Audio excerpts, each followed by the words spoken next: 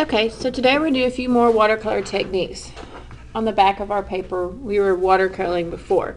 So we're going to take and divide this in half again. So it is 6.3.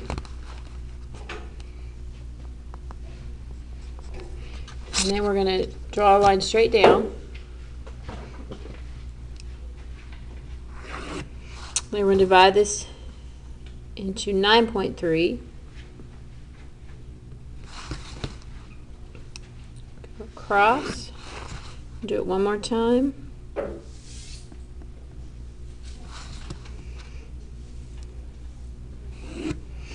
Okay, and we're going to label these. We have splatter. We have crayon and pencil. Then we have dust. And we have blending. Okay. For the splatter, you're going to take your paint and you're going to take a lot of water and add it to your paint color. You want it so much that when you tap the brush, the paint will come off and make a splatter effect. So I have a whole bunch of paint on my brush. You're not going to sling it, you're going to tap it.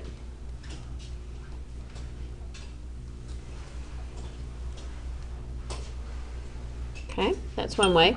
If I want for the colors to blend, I can take and put a little bit of water down first. And then I go back, once again, I'm going to pick a different color, add a lot of water to my paint. I'm going to do it again. Just gently tap it. When it hits the water, it reacts differently than it does when it doesn't hit the water. Okay, that's two ways to splatter. The next we're going to do is color crayon or pencil. So crayon and pencil, I should say, not or. So these are water soluble crayons. So if I go in here and I take one out and I'm going to color with it just like I would a crayon. You want to put down a thick layer so that when I go with water, it doesn't get diluted. Take that wrapping off and make it easier. Okay. Then I can go in now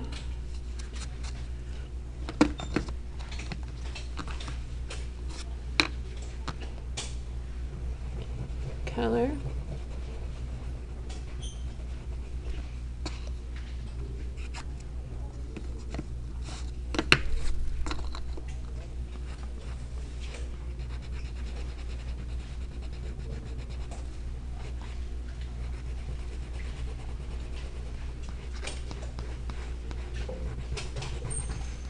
You want to make sure you have enough layers down that you can actually see the color when you go over with water. If you don't have enough layers down, it becomes opaque or translucent and you can't see it anymore.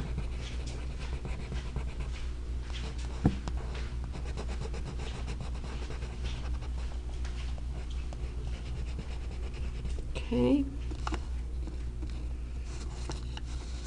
If I want to blend some colors together, I go back over and add a different color to give it more value. And these are all crayons that I'm using right now. Now I'm going to switch over to watercolor pencils. They look like pencils, but they actually have watercolor in them. So I'm going to take this one and I can go in and I can color just like I would a color pencil. Filling it in with color. Okay.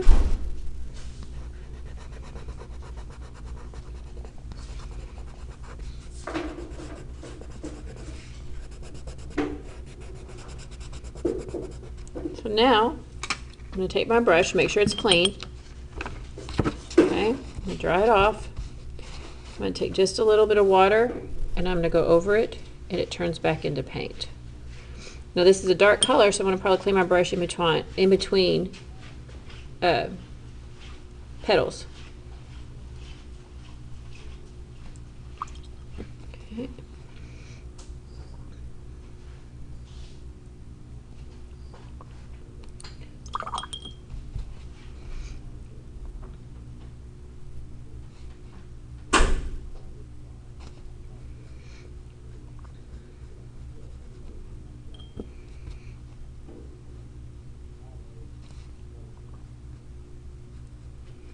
Here we go.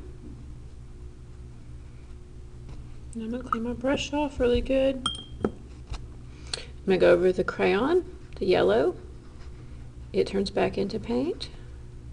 Be careful if you touch the other colors, it will blend. I'm going to go down the stem and turn it all back into paint. And that is crayon and watercolor pencil. Now we're going to do dust.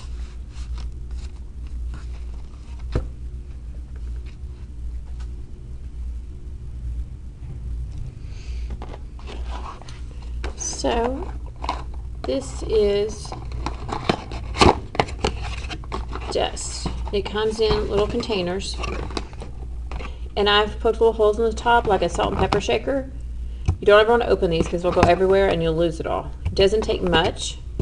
So if I take my red, or it's kind of orange and yellow, I'm going to shake it. You can see a little bit of dust showing up. It is very faint. And then I take my water bottle and I spritz it. Okay. I can go back now if I want to and make it more vibrant and add some more. Okay, it's really cool. If I want to switch and do some more yellow, I can add some more yellow. It kind of takes a life of its own. The last one I'm going to demonstrate today is blending. So to blend, I'm going to clean my brush. I'm going to put down water. If the overlay from the spray is there, it's okay. Let's see if I can take some of it off. Looks like we're blending yellow. So I take and I put water down, clean my brush. I think it's already on the paper. That powder goes far. That's why we use it like a salt and pepper shaker. So I'm going to take my yellow, add water to it, and I'm going to start at the top. Add some more water and keep blending it out. I'm going to clean the brush and I'm going to go to yellow-green. So I'm going to start at the bottom with the yellow-green. And I want them to blend where there's a gradual transition between the colors. So I don't want a stripe. Okay, so I'm going to take them and I'm going to blend them together. And nothing's ever perfect the first time. So I have to go back, add some more yellow. My brush had a little too much water on it. And keep working it until I have a gradual transition from one color to the next. I'm going to go back with some more green. Okay, and just keep blending it.